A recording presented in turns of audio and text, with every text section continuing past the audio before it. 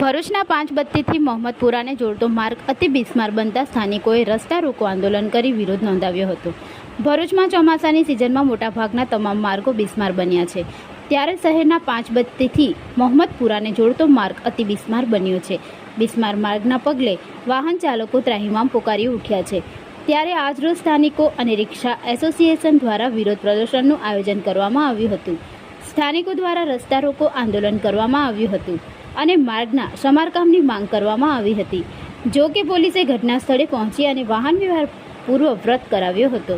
સ્થાનિકોના આક્ષેપ અનુસાર માર્ગનું પદ્ધતિસર સમારકામ નથી કરવામાં આવતું, માત્ર થીંગણાપુરી તંત્રના અધિકારીઓ જતા રહે છે, જેના કારણે આ પરિસ્થિતિનું નિર્માણ થયું છે।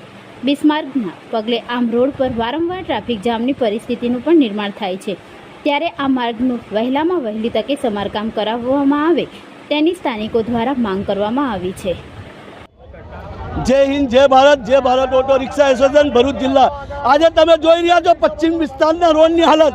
આજે આ પબ્લિક જો આજે આખો રોડ પર પબ્લિક આવી છે, નગરપાલિકાની આંખ નથી ખુલતી। આજે 4 મહિના પહેલા મેં કીધું પશ્ચિમ વિસ્તારના નવા રોડ બનાવો, કાર્બેટિંગ વાળા બનાવો। આ લોકો ઠીકરા પૂરવાનું કામ કર્યું છે। વિરોધ પક્ષ સાત જ પક્ષ બંને મળેલા છે। આ બંને મળી બગતમાં રોડ નથી બનતું, બ્રિજના નામથી પૈસા ખવાઈ ગયા છે, એટલે આ રોડના બી પૈસા 6 વર્ષથી પૈસા ખવાઈ ગયા છે। આ સુધી આ રોડ બન્યું નહીં। આજે આ જનતા બેમાન છે।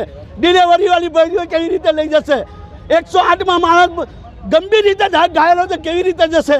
પણ આ લોકોની તંત્રની આંખ નથી ખુલતી। આજે જાહેર જનતા રોડ ઉપર આવી છે તો પણ નગરપાલિકાની આંખ નથી ખુલતી કે ક્યારે રોડ બનશે।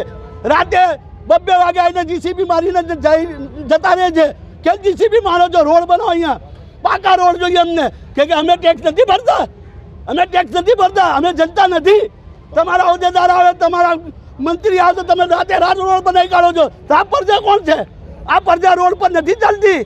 એટલે તંત્રને મારી નમ્ર વિનંતી છે, તાત્કાલિક આ રોડનું રિપેરિંગ કામ થાય ને આરસીસી વાળો રોડ બનાવવામાં આવે, તો આ જનતા આવી રીતે રોડ પર આવશે ને આંદોલન કરશે। જય હિન્દ, જય ભારત।